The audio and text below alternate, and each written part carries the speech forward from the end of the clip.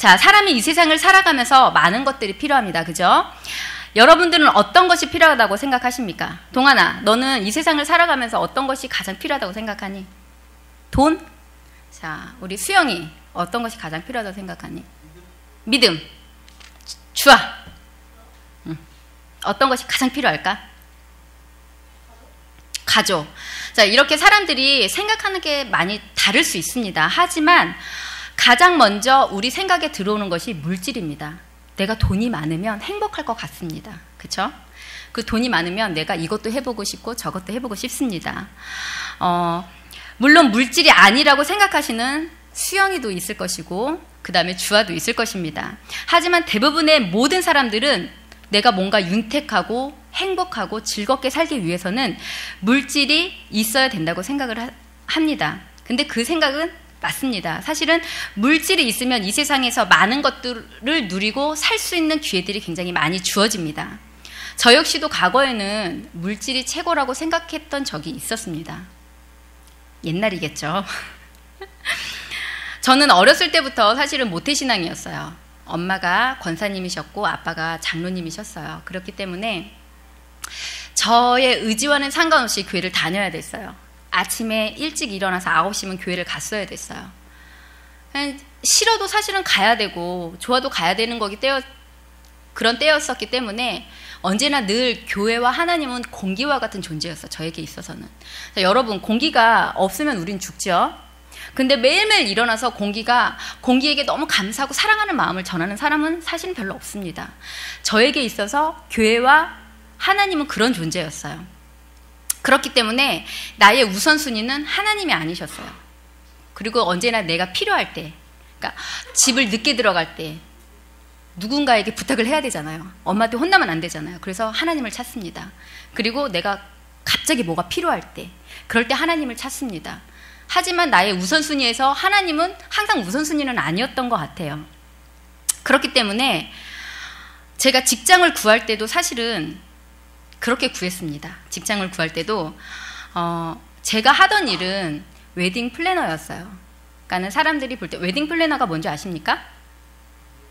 잘 모릅니까? 웨딩 플래너는 결혼을 하기로 약속한 두 부부가 오면 머리부터 발끝까지 어떻게 꾸며야 되고 어떤 드레스를 어떻게 입어야 되는지 추천을 해주고 그 다음에 좋은 미용실을 소개시켜주고 그 다음에 그 사람들이 모르는 것들을 잘 가르쳐줍니다. 결혼을 잘 할 수 있게. 그게 웨딩 플래너였습니다. 근데 저에게 있어서 웨딩 플래너는 굉장히 매력이 있는 직업이었어요. 사실은 직장의 위치부터가 굉장히 좋았습니다. 여러분 압구정 아시죠? 압구정의 청담동에 있는 굉장히 유명한 거리가 있습니다. 거기에 웨딩샵이 쫙 밀집이 되어 있어요. 거기서 제일 좋은 샵에 취직을 했습니다. 그러니까 알아봤죠. 근데 그 지역은 굉장히 돈 많은 사람들이 밀집이 되어 있어요. 가보면 화려합니다. 동네가 굉장히 화려하고요. 그 다음에 그때 유명한 연예인들이 그 거리에 굉장히 많이 다녔어요. 저는 거기서 일을 하면서 그때 당시에 유행했던 연예인들을 다 본 것 같아요. 보고 얘기도 해보고 그리고 그 동네는 이 동네에 있으면 여러분들 유명한 뭐 이렇게 차 같은 거는 잘 못 보죠. 근데 그 동네에 있다 보면은 굉장히 비싼 외제차들을 흔하게 볼 수가 있습니다. 그만큼 그 동네는 화려하고 내가 했던 직업은 굉장히 화려한 직장이었어요. 정말 외적으로 봤을 때는 정말 일하기 좋고 돈 많이 벌 수 있는 그런 곳이었습니다. 근데 아시겠지만 결혼은 대체로 언제 하죠? 응? 뭐라고 했어요? 주말에. 결혼은 거의 다 주말에 합니다. 그러니까 믿는 분들은 토요일 날 하지만 믿지 않는 사람들은 거의 주일에 하죠. 그렇기 때문에 그 웨딩 일은 굉장히 주말에 바빴어요. 주말에 굉장히 바빴어요. 특히 토요일과 주일이 가장 바빴는데 처음에는 주일을 지키지 못한다는 게 굉장히 마음에 걸렸어요. 왜냐하면 공기와 같은 존재의 교회였지만 항상 버릇처럼 다녔던 습관이 있었기 때문에 교회를 안 나가면 굉장히 마음에 걸렸습니다. 그래서 어떡하지?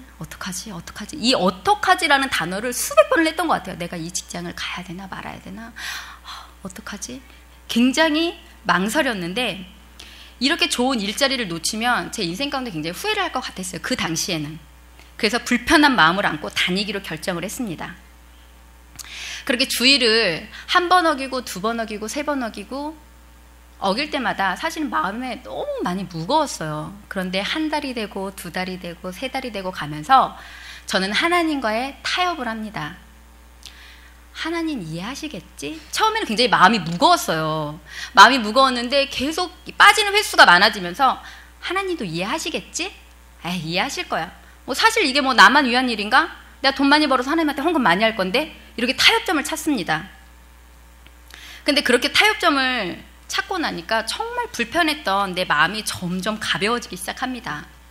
하나님도 이해하실 거라고 내 마음에 그렇게 타협점을 찾으면서 일하기 시작했습니다. 근데 저는 그 직장이 저의 직장 적성하고 굉장히 잘 맞았어요. 청담동이라는 부촌의 사람들을 생각하면서 그 사람들에게 엄청난 비싼 드레스를 권해주고 그 다음에 결혼 준비를 해주는 그 일을 같이 하는데 그 일이 굉장히 저에게는 행복했습니다. 그때는. 그리고 제가 일했던 샵은 연예인들이 아까 얘기했지만 연예인들이 굉장히 많이 왔어요. 그래서 연예인들이 협찬 요청을 굉장히 많이 했습니다.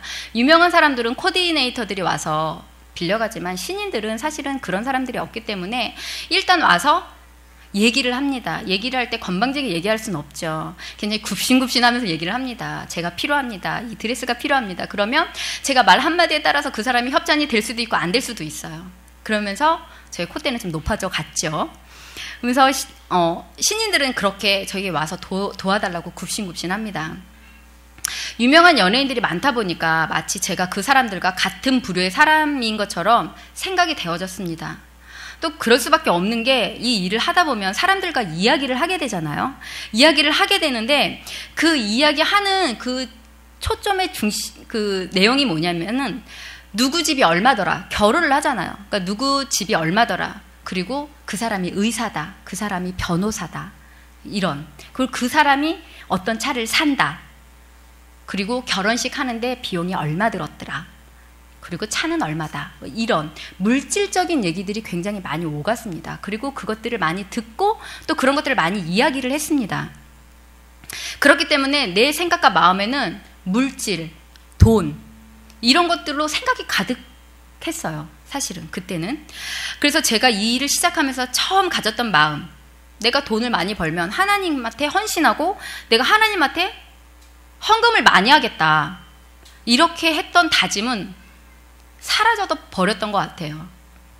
사라지고 눈으로 보여지는 그 화려함, 느껴지는 것들.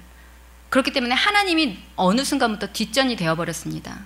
매일 보고 듣는 것들이 결국 돈이었고 물질이었고 저도 모르게 저의 삶도 돈에 매여 있었던 것 같습니다. 여기서 중요하게 여러분들에게 말씀드리고 싶은 것은 여러분들이 지금 무엇을 듣느냐는 것입니다. 동환아, 너는 요즘에 무슨 말을 가장 많이 듣니? 전도해라. 수영아, 어떤 말을 가장 많이 듣니? 교회에 오면은 무슨 말을 가장 많이 들어요? 안녕. 재혁이는 교회에 무슨 말을 가장 많이 듣니?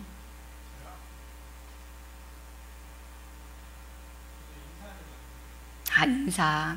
여러분, 리더분들에게 축복합니다, 사랑한다, 잘할 수 있어, 너 할 수 있어, 그런 얘기 많이 듣지 않습니까? 많이 듣죠? 자, 이런 말들이 여러분들을 만들어갑니다. 그렇기 때문에 하나님의 말씀을 많이 들으시는 여러분들이 되기를 축복합니다. 그리고 참 이상한 것은 우리가 인생을 살아가기 위해서는 너무나 돈이 필요합니다. 돈을 따라가다 보면 오늘 본문 21절에 나온 21절을 다 같이 한번 읽어보겠습니다.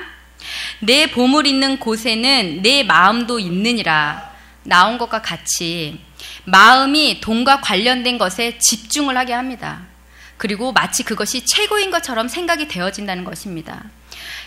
지금 나에게 보물이 무엇입니까? 제주도에 있는 사람이 있을 수도 있습니다. 아니면 여자친구나 남자친구에게 있는 사람이 있을 것입니다. 아니면 학교에 있는 사람이 있을 것이고 게임에 있는 사람이 있을 것입니다. 나에게 있는 보물이 무엇인지 한번 곰곰이 생각해 보시기 바랍니다. 실제로 사실은 저는 기억이 나지 않는데 저에게는 한 명의 언니가 있습니다. 언니가 저에게 그런 얘기를 한번 했어요. 너 그쪽에서 일을 할 때에 돈이면 된다. 돈이면 최고다라는 얘기를 제가 했대요. 사실은 저는 그 얘기를 했는지 안 했는지 기억이 나질 않는데 그때 제가 그랬다는 거예요.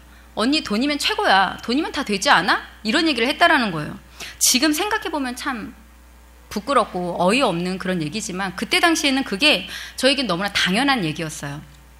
그리고 여기서 참 놀라운 것이 뭐가 있냐면 그렇게 열심히 일하고 화려하게 벌고 하나님을 피해서까지 내가 벌었던 그 돈이 뒤돌아보니까 사라지고 없다는 거예요. 제가 많이 벌었어야 됐는데 뒤돌아보니까 그 돈이 나에게 없었다라는 거예요. 이상하지 않습니까? 그렇게 열심히 벌고 내가 이 돈을 벌어서 하나님한테 헌신하겠다고 했던 돈이 결국 돌아보니까 저에게 남은 것이 하나도 없었습니다. 그렇다고 해서 제가 돈을 번 대로 다 쓰고 나에게 치장을 하고 먹고 썼냐? 사실 그렇지도 않습니다. 그런데 정말 돈이 없는 거예요. 근데 정말 신기하지 않습니까? 근데 그 이유는 바로 오늘 본문에 나와 있습니다. 19절에 나와 있습니다. 19절에 너희를 위하여 보물을 땅에 쌓아두지 말라. 거기는 좀과 동록이 해하며 도둑이 구멍을 뚫고 도둑질 하느니라. 맞습니다. 저는 사실 그때 이 말씀이 있는지도 잘 몰랐어요. 그 돈이 알게 모르게 어디론가 다 빠져나가고 없었습니다. 제가 하나님을 떠나서 돈을 따라갔던 시간은 그렇게 저에게 아무것도 남기지 않고 지금은 그냥 추억으로만 남는 그냥 그런 시간들이었던 것 같습니다. 제가 사실은 그때 이 말씀을 알았고 그리고 나에게 지금처럼 리더가 얘기를 해 주었더라면 저는 그 직장을 선택하지 않았을 것 같아요. 했더라도 금방 그만두었을 것 같아요. 여러분, 하나님이 말씀하시는 것을 소홀히 듣지 마시길 바랍니다. 우리 인생의 엄청난 것들은 하나님은 성경 가운데 말씀해주고 계십니다. 그런데 그때 불현듯 저에게 마음 한가운데서 생각이 하나 계속적으로 드는 게 있었습니다. 내가 이대로 살다가 하나님 앞에 설 수 없겠다는 생각이 계속 들었습니다.